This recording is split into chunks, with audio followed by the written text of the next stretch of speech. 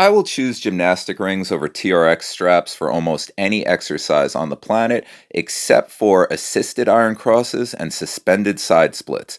So rather than putting my forearms on top of the gymnastic rings, which is a traditional method for assisted crosses, I like using TRXs for them.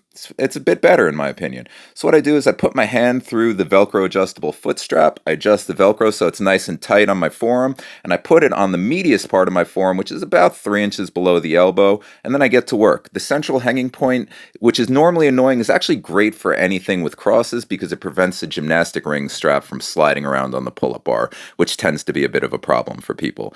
Next, for the side splits, I put my feet through the foot strap hole, which is exactly what it's there for.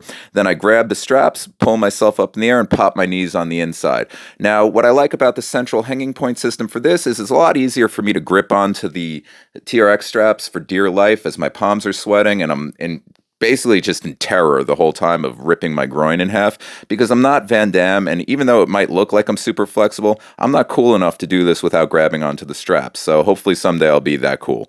Anyway, why do I prefer gymnastic rings over TRX straps? Well, basically because TRXs cost about 6 times the price, and really these are the only two exercises that are any good on them. Everything else is better on some gymnastic rings. So get to work, do this, slide your butt along the floor because by now your groin's probably in a lot of pain.